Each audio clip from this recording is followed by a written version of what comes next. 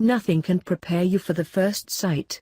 You may have seen images on television or pictures in the newspaper, but the grim reality is of another order of magnitude.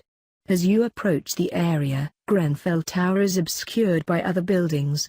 I had been in the middle of a heated conversation with a friend when suddenly, as we turned the corner, it became visible. We both fell silent. I have never seen anything like it in my life. The infernal scene is beyond words. The burnt-out shell of a building is a vision of hell. A recently released video of firefighters rushing to the scene documents their disbelief at the extent of the fire. It spread rapidly along the exterior flammable cladding from the 4th floor right to the top of the 24-story tower. Grenfell Tower, in effect, became a massive incinerator and a funeral pyre. It now stands as an eerie, haunting mausoleum. Walking around the streets of the neighborhood, the shell shock and anger are palpable. The memorials are stacked with flowers and messages of condolence. One message decries corporate manslaughter, which has been echoed by David Lammy MP for Tottenham. I come across another chilling message stating that there could be more than 300 missing. I hear residents talking about the riots to come when the final death toll, likely to be in triple figures, is announced. I overhear a television reporter stating that it could become the largest loss of life on British soil since the Second World War. There is a feeling in some quarters that the Tory council and government have blood on their hands. Lily Allen expressed her disgust to Jon Snow on Channel 4 News at the downplaying of the death toll by the government and mainstream media. Other messages describe naked gas pipes, the lack of an integrated fire alarm system, cheap flammable cladding and one staircase for the building. In other words, this appears to have been a death trap. Worse than that, multiple warnings about fire safety from the residents' group Grenfell Action were ignored by the Kensington and Chelsea Tenant Management Organisation. The vicinity has been cordoned off, which seems strange at a time when this community desperately needs help and healing. The lockdown containment approach, as if the community is a threat, would appear to be insensitive. Silver private ambulances come and go ferrying the bodies.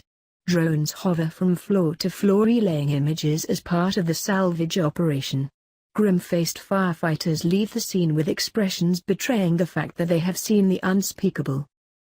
There can be no hiding what has taken place here. The Grenfell building will remain standing for months as a massive scar on our conscience. It represents what happens when a society loses contact with any semblance of humane reality and forgets to look after its poor and vulnerable. Grenfell has become the physical embodiment of our collective guilt, the manifestation of the violence waged silently every day on the lives of the poor.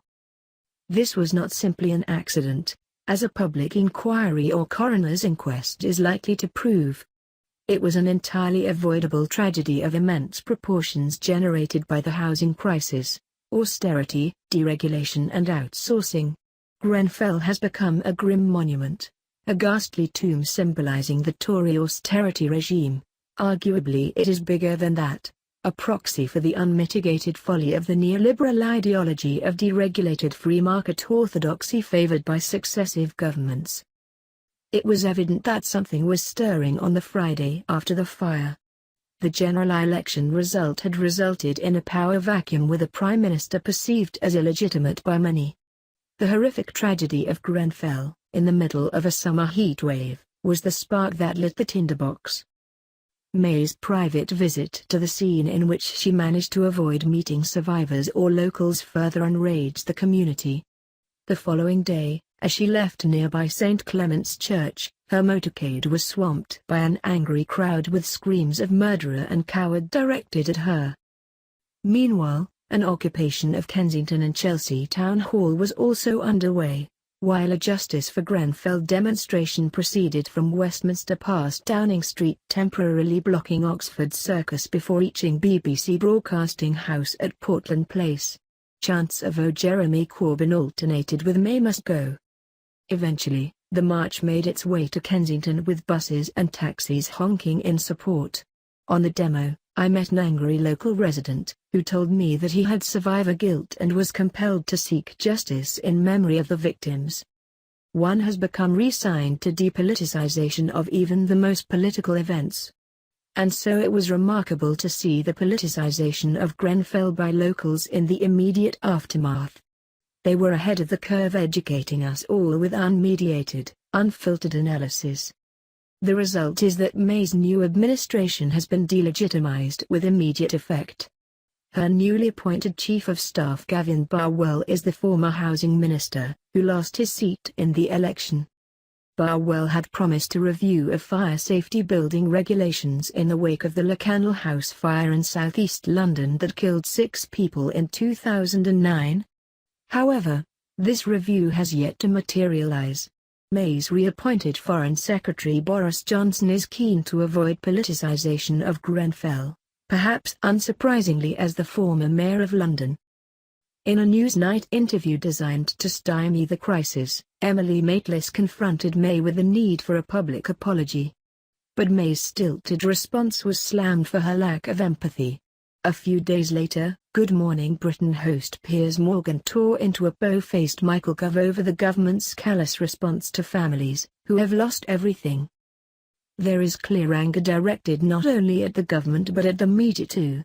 While the mainstream media has been more interested in framing the narrative as a human interest tragedy, the locals are not having any of it.